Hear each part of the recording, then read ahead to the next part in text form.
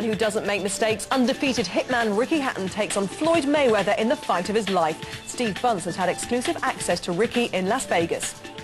In Britain, they're all saying it's the biggest fight in British boxing history. And I never thought I'd been hearing them words, you know, when I first laced on the gloves as a 10-year-old. But not only am I in a position to fight for it, I'm in a position where I believe I can win it. Joey counts Ricky the Hitman Hatton as one of his closest friends, and Ricky is now, of course, in training for the fight of his life against Floyd Mayweather for the WBC World Welterweight title. Both fighters are undefeated and both are convinced they're going to stay that way. Steve has been given exclusive access to Ricky in Las Vegas as the build-up to Saturday's fight gathers pace.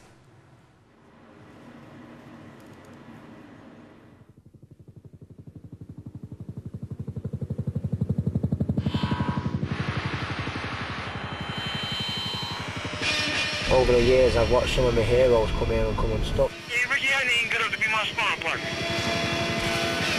You're a British fighter, you should probably run the other direction. You better earn my respect.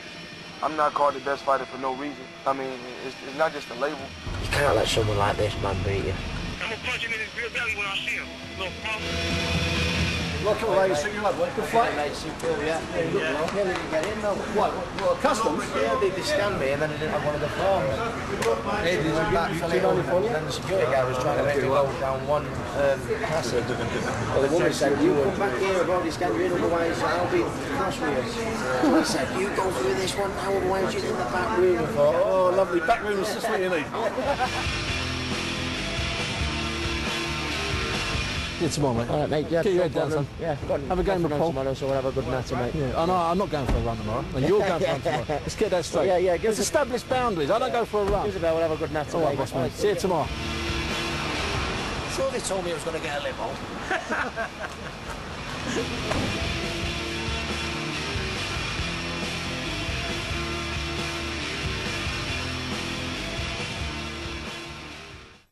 You've seen the bright lights, you know about the glitz, the cash and the glamour, but there's great sadness here. It's a resting place for too many star-crossed boxers. It's not just slots, craps and poker. Old Vegas is an old-fashioned fight town. Floyd Mayweather is out there somewhere.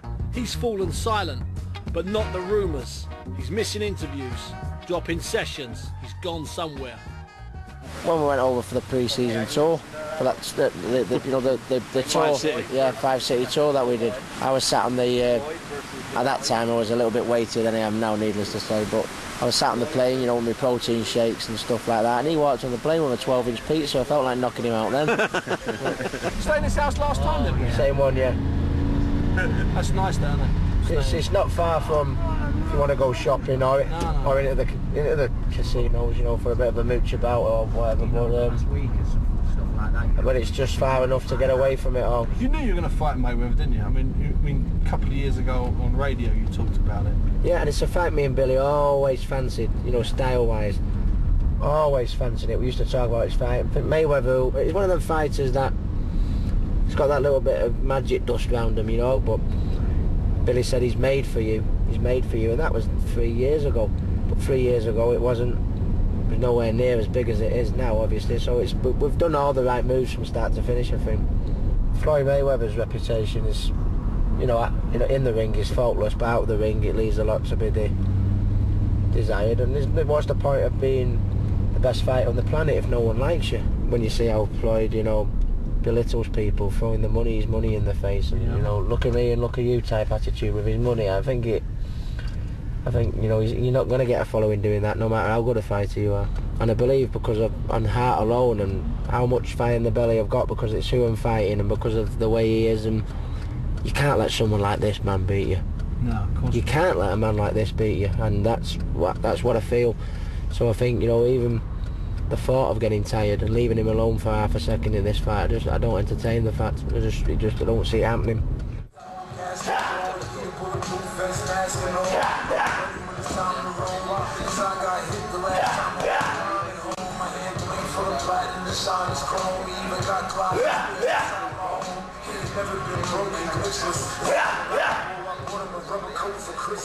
Seem as relaxed now as I've ever seen you. Do you think you will start to get a bit more on edge, a little bit tighter? I think so. Fight week 4 or 5 days before? I think so, yeah. Probably a couple of days out.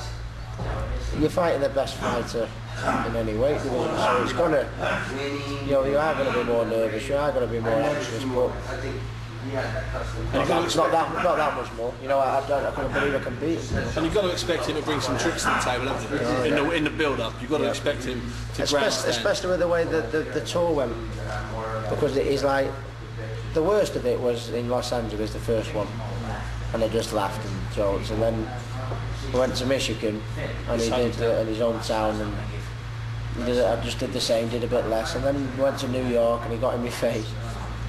And he went 20 seconds without saying out. And I thought, I'm not going to say anything, Floyd. He went, what's the point? You don't. And I thought, God. And then when we come to Manchester, I just rips into him. And apparently he was seen coming off the stage, getting into his car, screaming at the top of his voice.